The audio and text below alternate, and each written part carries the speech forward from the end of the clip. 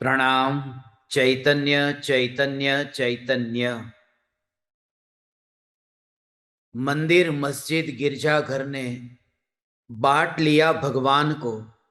धरती बांटी, सागर बांटा, मत बांटो इंसान को।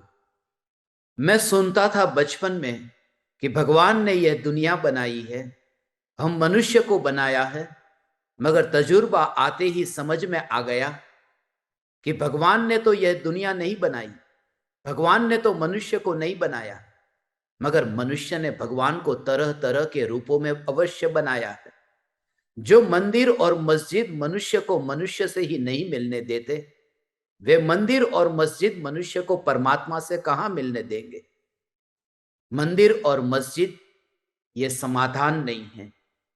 हमने तरह तरह के मंदिर और मस्जिद तो बनाए और ये मान करके बैठे कि हम धार्मिक हो गए, और तरह तरह के परमात्मा के रूप भी हमने बनाए।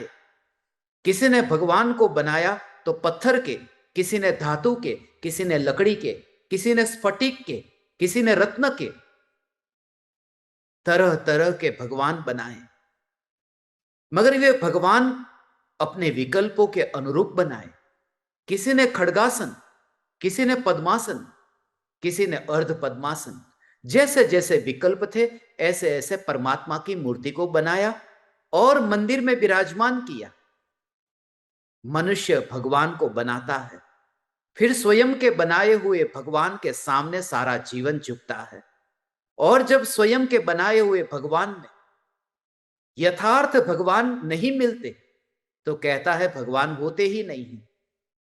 यह काल पांचवा है, वह काल चौथा था। यह कलयुग है, वह सतयुग था।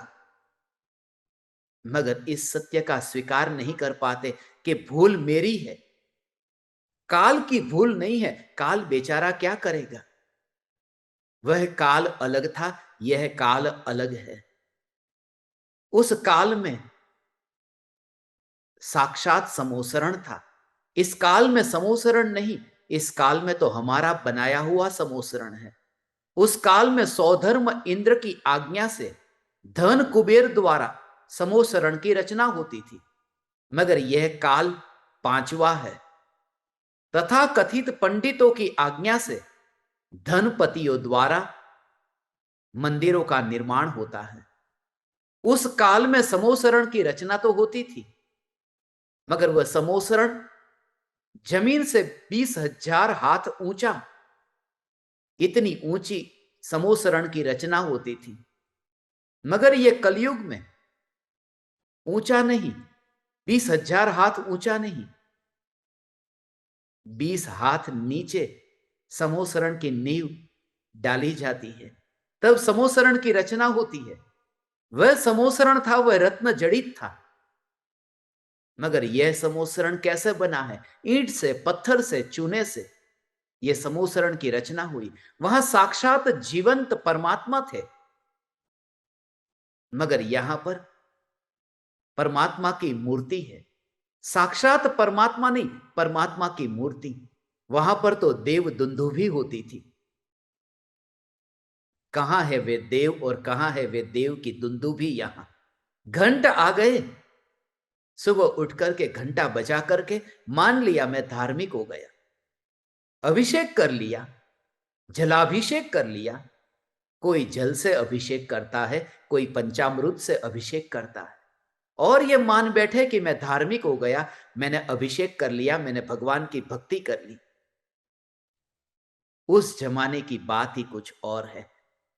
उस जमाने में तो क्षीर सागर के जल से अभिषेक होता था। मगर अब कहां लेने जाए वह क्षीर सागर का जल? आज के इस युग में कहां लेने जाए वह क्षीर सागर का जल? बदल गया, रूप बदल गया। भगवान की भक्ति, भगवान की भक्ति, भगवान के गुणगान हम गाते हैं, मगर ये सत्य ही भूल गए कि उस जमाने में क्या था, इस जमाने में क्या है। मगर वह काल सतयुग था, यह काल कलयुग है। इसलिए यह होगा। इस काल में भगवान की भक्ति होगी, इस काल में भगवान विराजमान होंगे, भगवान की स्थापना होगी। स्थापना नाम का निक्षेप होता है। प्रमाण, नई और निक्षेप में, चार निक्षेपों में एक स्थापना निक्षेप भी है, जिसमें परमात्मा की प्रतिमा में परमात्मा की स्थापना होती है। मगर उस स्थापना की विधि के दौरान सूर्य मंत्र पढ़े जाते हैं। पत्थर की प्रतिमा को मंदिर में पूज्य नहीं मानते तब तक जब तक वहां प्रतिष्ठा न हो। और यह प्रतिष्ठा करने वाला प्रतिष्ठाचार्य कौन है? बाल ब्रह्मचारी है, पंडित है, जिसने न अणुव्रत लिए है न महाव्रत, जो अव्रती है, जो पापी है। पापी मंत्रोच्चार करके परमात्मा की प्रतिमा में प्राण भरता है, प्राण डालता है, पापी परमात्मा बनाता है। ठीक ही कहा है, पापी भी परमात्मा है, होगा ये। प्राकृत भाषा में, संस्कृत भाषा में मंत्र बोल करके पूजा होती है। उस जमाने में बोले जाते थे मंत्र प्राकृत और संस्कृत में, क्योंकि वहां की भाषा ही वह थी, उस समय वह भाषा बोली जाती थी। अब आज के जमाने में 80 साल का बूढ़ा मरने की घड़ी में यदि भगवान की पूजा करे और वह अपनी गुजराती हिंदी भाषा में पूजा करे, जिसमें उसे भाव समझ में आता है, यही ठीक है। मगर शब्द का आग्रह, और याद रहे शब्द कठिन है, भाव कठिन नहीं है।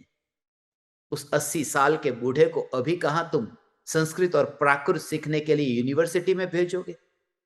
शब्द का आग्रह छूटे, क्रिया का आग्रह छूटे, यह मान्यता छूटे कि जो मैं मान रहा हूं यही परम सत्य है। जिन क्रियाकांड का मैं पालन कर रहा हूं ये क्रियाकांड अनादि के हैं, यह मान्यता छूटे। कोई भी संप्रदाय अनादि का नहीं है, फिर वह 20 पंथ हो या फिर वह 13 पंथ हो। ये सभी क्रियाएं नई नई क्रियाएं हैं, ये बदली गई क्रिया है। ये कलयुग में ऐसा होगा, ये क्रिया ऐसी होगी, नई नई क्रियाएं होगी। पूरी तरह से आप विचार करें, निष्पक्ष होकर के विचार करें तो आपकी समझ में आएगा। पूजन की सामग्री में हम चावल चढ़ाते हैं, पीले चावल। दुनिया के किस शब्दकोश में लिखा है कि पीले चावल का अर्थ पुष्प होता है? दुनिया के किस शब्दकोश में लिखा है कि पीले नारियल का अर्थ दीपक होता है? मगर यह स्थापना की है। जिन ज्ञानियों ने यह परंपरा चलाई, उनका उद्देश्य सिर्फ इतना था कि पूजन की सामग्री अहिंसक हो। मगर इसका अर्थ यह नहीं कि यह अनादि काल की यह परंपरा है, यही सत्य परंपरा है, परंपरा है ऐसा मान करके जो व्यक्ति इस परंपरा से अनभिज्ञ है, अनजान है, उस व्यक्ति को नीचा नहीं मानना चाहिए। मगर हमारी यह मान्यता कि मैं पूजा करता हूं, मेरी विधि से पूजा करता हूं, मेरे संप्रदाय की विधि से पूजा करता हूं, मेरा स्वर्ग निश्चित है। और जो ये नहीं करता उसे भेज दिया नरक में, वो जाएगा नरक में, वो भटकेगा नरक में। उस समय पूजा होती थी चांदी के पुष्प से होती थी, उस समय पूजा होती थी रत्नों के दीपक से पूजा होती थी, उस समय पूजा होती थी कल्प वृक्ष के फलों से पूजा होती थी। कहां लेने जाओगे अभी? इसलिए ठीक है, पंचम काल में जिस प्रकार से पूजन की सामग्री अभी उपलब्ध है उस प्रकार से हम पूजा करते हैं। मगर इसका अर्थ यह नहीं समझना चाहिए कि यह क्रिया भी हमेशा के लिए रहेगी, क्योंकि काल बदलता है, युग बदलता है। जैसे पुरानी क्रिया बदल गई, यह क्रिया भी बदल जाएगी, क्योंकि कोई भी क्रियाएं अनादि अनंत नहीं है। भगवान की भक्ति करते हैं, भगवान की पूजा करते हैं, जैसी जिसकी सुविधा। रोज अभिषेक करना ही चाहिए, मगर जैसी मूर्ति, ऊंची मूर्ति है, कौन पहुंचेगा वहां तक? इसलिए कहीं कर दिया 12 साल में एक बार, कहीं कर दिया 6 साल में एक बार, कहीं कर दिया 1 साल में एक बार, जैसी सुविधा। मनुष्य स्वयं ही ये सुविधा से तैयार करता है। कैसी स्वयं की सुविधा है, स्वयं की सुविधा के अनुरूप ही वह पूजन की सामग्रियों को खोजता है। जैसी सुविधा, चावल बाजार से खरीद कर लेकर आए, चावल परमात्मा को चढ़ाए। मगर वे चावल कैसे? हमारे चावल नहीं जो खाते हैं, खाने के चावल अलग है, चढ़ाने के चावल अलग है। अंतर समझते हो न? खाने के चावल 100 रुपये के किलो और पूजा के चावल 10 रुपये के किलो। हम स्वयं ही ये सब सामग्री निश्चित करते हैं। हम स्वयं ही स्वयं के साथ माया करते हैं। और खास बात यह कि ये मानकर बैठे कि मेरी क्रिया ही सच्ची, मैं ही सच्चा। अहंकार से भरा हुआ चित्त सत्य को मानने के लिए तैयार नहीं होता। अहंकार से भरा हुआ चित्त तुरंत ही नरक में भेज देता है। श्वेतांबर कहता है मैं सच्चा, दिगंबर कहता है मैं सच्चा। यह संप्रदाय है, यह धर्म नहीं है, संप्रदाय है। ये भेद है, ये भेद है। धर्म के भेद नहीं होते, धर्म तो एक है, अभेद है। इन संप्रदाय से छूटना, मंदिर मस्जिद ये समाधान नहीं है। देखते नहीं हो सम्मेद शिखर पर ये तीर्थ, जहां पर श्वेतांबर कहते हैं ये मेरा, दिगंबर कहते हैं ये मेरा, और कोर्ट कचहरी में पिछले 100 सालों से ये केस चल रहे हैं। पिछले 100 सालों से ये लड़ाई होती है कोर्ट कचहरी में। ये वे ही लोग हैं जो भगवान की भक्ति करते हैं, पूजा करते हैं, धोती दुपट्टा पहन करके पहुंच जाते हैं और मानते हैं जिसने धोती दुपट्टा पहन करके भगवान की पूजा नहीं की उसने अविनय कर दिया। यदि कोई लुंगी पहन करके पूजा करे दक्षिण भारत में तो ये बर्दाश्त नहीं कर सकता धोती वाला। भगवान की भक्ति तो धोती में होनी चाहिए। ये जो जड़ता है, बाहर के क्रियाकांड की जड़ता है, उसे अनादिकाल का मान करके उसे ही सच्चा मान लेने की जो जड़ता है, क्रियाकांड की जड़ता से छुटकारा हो। जिन ज्ञानियों ने ये स्वरूप बताया है, जिन ज्ञानियों ने पूजा की विधि बताई है, उनकी भावना कुछ और थी। चांदी के पुष्प, रत्न के दीपक, अभी तो ये काल आ गया, कहां ढूंढने जाओगे रत्न के दीपक। इसलिए किसी ने मिट्टी के दीपक में ही घी डाल करके, बाती जला करके भगवान की पूजा प्रारंभ कर दी। और आज काल बदल गया कि बस नारियल को रंगीन कर दिया और फिर पीले रंग के नारियल में दीपक की स्थापना करके उसे दीपक जान करके उसे चढ़ा दिया। आगे भविष्य में जाकर कुछ और भी आ जाएगा, कुछ और सामग्री भी आएगी, क्योंकि जो भी क्रिया है वो अनंत काल तक, वो सदा काल तक टिकती नहीं है, वो बदलती ही जाती है। इसलिए धर्म को इन बाह्य की क्रिया से जोड़ करके स्वयं को धार्मिक मान लेना यह खतरनाक है। किसी ने मिट्टी के दीपक से, तो किसी ने टॉर्च लगा करके, टॉर्च जला करके, देखते हो ना इलेक्ट्रिक टॉर्च से भी आजकल भगवान की आरती उतारी जाती है। उसे यह नहीं पता, वो समझता है कि अहिंसक है, मगर वो सेल बनने में भी कितने जीवों की हिंसा हुई है वो उसे दिखाई नहीं देता। हम भगवान की पूजा करते हैं, पूजा करने का परिणाम यह है, पूजा करने का भाव यह है कि बस हम बाहर के भेद से मुक्त होकर स्वरूप में लीन हो। मंदिर इसलिए जाते हैं, मगर मंदिर जाकर के समाधान तो नहीं मिलता। भारत और पाकिस्तान के बीच में इतना युद्ध हुआ, कौन थे वे युद्ध करने वाले, क्या तुम जानते हो? वे ये ही लोग थे जो सुबह उठ करके 5 बार नमाज पढ़ने के लिए निकल पड़ते थे। पूरे दिन भर 5 बार नमाज पढ़ने वाला, सुबह उठ करके मंदिर में जाकर के घंटी बजाने वाला इतनी हिंसा कैसे कर सकता है? मंदिर और मस्जिद ये समाधान नहीं है। ह्यूमैनिटी बिफोर स्पिरिचुअलिटी, आध्यात्मिकता से पहले मानवता। धर्म की शुरुआत यहां से है। संप्रदाय के भेद से मुक्त हो और स्वयं को बड़ा पुजारी मानना, इस भ्रम से मुक्त हो। सुबह उठ करके भगवान की भक्ति करे, भगवान की पूजा करे, भगवान की आरती करे, ये सब करते हैं, मगर ये मान करके बैठे जो ये नहीं करता वो महापापी है, वो भटकेगा। पूजा कर ली मान करके कि बस मेरी पूजा सफल हो गई। पूजा के अंत में हम कायोत्सर्ग करते हैं। कायोत्सर्ग दुनिया के किस शब्दकोश में लिखा है? कायोत्सर्ग का अर्थ होता है 9 बार नमोकार मंत्र का जाप, नमोकार मंत्र का पाठ। कायोत्सर्ग का सीधा सा अर्थ है काया का उत्सर्ग, देहातीत दशा का प्रकट होना, वह कायोत्सर्ग है, मगर वो होता तो है नहीं। पूजा का असली परिणाम यह है, शुभ भाव का अंत है कि शुद्ध भाव प्रकट हो, मगर वह तो हो नहीं पाता। इसलिए बस खड़गासन मुद्रा में खड़े रह जाते हैं। यह नाटक जरूर कर लेते हैं कि शुद्धोपयोग के आकार में देह को खड़ा कर दिया और मान लिया कि कायोत्सर्ग हो गया।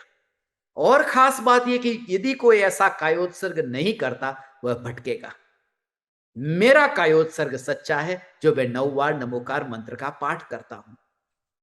कोई कहता है पंचामृत से अभिषेक करो, कोई कहता है जलामृत से अभिषेक करो। ये सब अपने अपने अभिप्राय है, ये सब अपने अपने मत है। ये मत है, ये धर्म नहीं है, ये संप्रदाय है। कोई कहता है गंधोदक को लगाओ। कहां लगाओ? ललाट पर लगाओ, आंखों में लगाओ। कोई कहता है पूरे शरीर में लगाओ, सब बीमारियां मिट जाती। सभी बीमारियां मिट जाती है।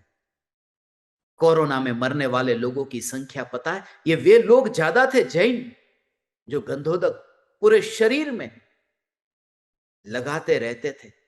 मंदिर में जाकर मैं पहचानता हूं, ऐसे एक नहीं बहुत से लोगों को पहचानता हूं। गंधोदक नहीं बचा पाया कोरोना से मरते वाले लोगों को। एक ही उपाय है, ये सब क्रिया में जितना भी भ्रम है, उस भ्रम से छुटकारा हो। पूजन की सामग्री का प्रयोजन क्या था, ये प्रयोजन हमें पता ही नहीं है। पूजा की सामग्री का प्रयोजन क्या था? जल चढ़ाते हैं, जल का दूसरा नाम है अप। प्राकृत भाषा में अप से ही शब्द बना है अप्पा। अप्पा का अर्थ होता है आत्मा। जैसे पानी निर्मल है, ऐसे ही आत्मा का स्वभाव निर्मल है। जैसे पानी पर काई जम जाती है, मगर वह काई पानी में मिली नहीं है, ऐसे ही राग द्वेष के विकारी भाव चैतन्य परमात्मा में मिले नहीं। ये जल का प्रयोजन ये था, चंदन का प्रयोजन ये था कि जैसे सांप चंदन के पेड़ पर लिपट करके रहे, मगर सांप का जहर चंदन में जाकर मिलता नहीं, ऐसे ही राग से लिपटा हुआ, राग के जहर से लिपटा हुआ भले ही आत्मा हो, मगर वह आत्मा स्वयं रागी नहीं हो गया, वह चंदन की भांति अलिप्त है। यह प्रयोजन था। अक्षत का प्रयोजन था कि जैसे छिलका अलग है और अक्षत अलग है, ऐसे ही यह देह से अलग मैं चैतन्य परमात्मा हूं। पुष्प का प्रयोजन था कि वितरागता के जो फूल है वह भी मैं नहीं हूं, तो रागादि भावों के कांटे में कैसे हो सकता हूं? मैं फूल से भी मुक्त और कांटे से भी मुक्त, ऐसा चैतन्य परमात्मा हूं। नैवेद्य का प्रयोजन यह था कि भूख मिटती ही नहीं है भोजन करने से। भोजन के कारण मेरा जीवन है ही नहीं। मेरा जीवन चैतन्य प्राण के कारण है, भोजन के कारण नहीं। भोजन करने से भूख मिटती नहीं है, भूख पोस्टपोन होती है। अभी लगी हुई भूख 4 घंटे बाद लगेगी। इसलिए भोजन ये उपाय नहीं है। नैवेद्य का अर्थ यह था कि भोजन से मेरा जीवन नहीं है। दीपक का प्रयोजन यह था कि आज तक बाहर में दीपक तो बहुत जलाए, ज्ञान का दीपक एक भी न जला, ज्ञान का दीपक प्रज्वलित हो। धूप जलाने का प्रयोजन यह था कि ध्यान की अग्नि में कर्म के ईंधन जल जाए, और फल का प्रयोजन यह था कि मोक्ष फल की प्राप्ति हो।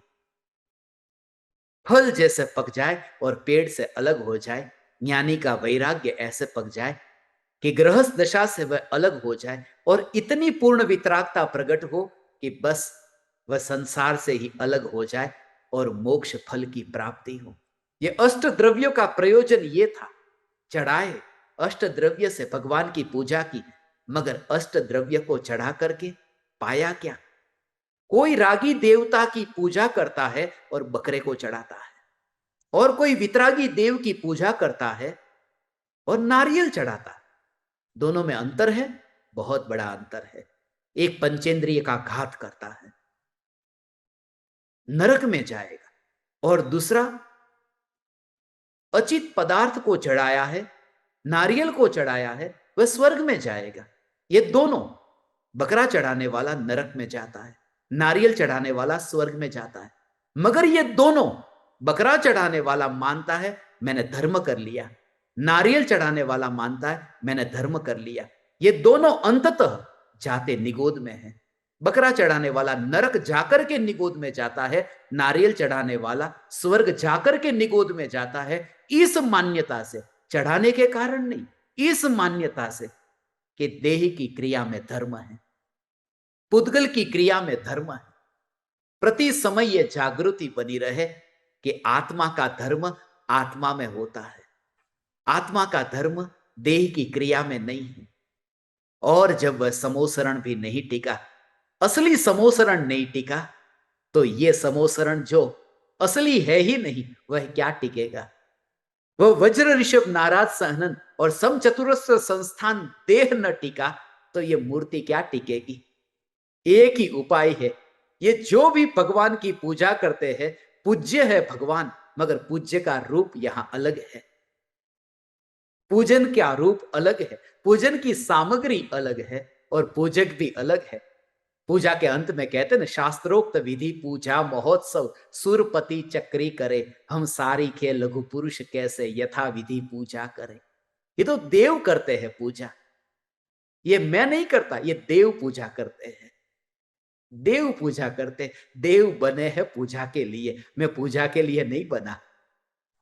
मैं तो पूज्य होने के लिए यहां मनुष्य हुआ हूं। मनुष्य पूजा करने के लिए बनता ही नहीं है, मनुष्य बनता है पूज्य होने के लिए। मैं इतिहास कभी नहीं पढ़ता था, इसी भाव से कि मैं कुछ ऐसा करूं कि लोग फिर मेरा इतिहास पढ़े। Crazy people create history, wise people normally read history. बाहर की कोई भी क्रिया, उन क्रियाओं में धर्म नहीं है। चौथे काल की क्रिया अलग थी और पंचम काल की क्रिया अलग है। चौथे काल की क्रिया अलग थी, पंचम काल की क्रिया अलग है। पूजन की सामग्री अलग थी, अभी की पूजन की सामग्री अलग है। पूजा करने की विधि उस समय अलग थी, अभी अलग है। और जो भी बदल गया है, मेरा सिर्फ इतना कहना है कि उस काल में कुछ अलग था, इस काल में कुछ अलग हो गया, कुछ बदल गया। और जो बदल गया है वह धर्म नहीं हो सकता, क्योंकि धर्म तो वह है जो कभी नहीं बदलता। धर्म उसी को ही कहते हैं जो अनंत काल तक जिसका स्वरूप न बदले। क्रियाकांड का स्वरूप बदल जाता है, धर्म का स्वरूप नहीं बदलता। धर्म सदैव एक सा एक रूप रहता है, यह चैतन्य परमात्मा। कोई मुझसे पूछे कि क्या आप पूजा नहीं करते, मैं पूजा करता हूं, मगर मैं संप्रदाय का पुजारी नहीं हूं।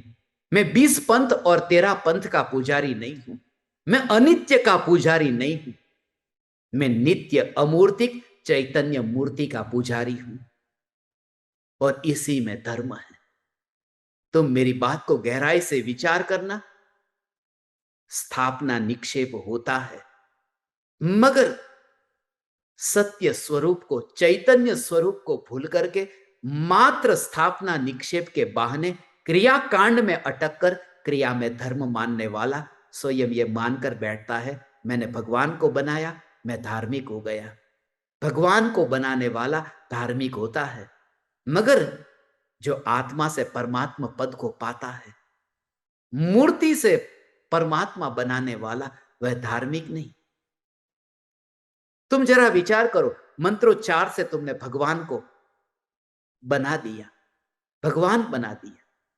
पंच कल्याणक प्रतिष्ठा में यह मंत्रोच्चार करके भगवान बनाया, मगर ये जब भगवान तुमने बनाए, तुम्हारे मंत्रोच्चार से पहले वे पूज्य नहीं थे।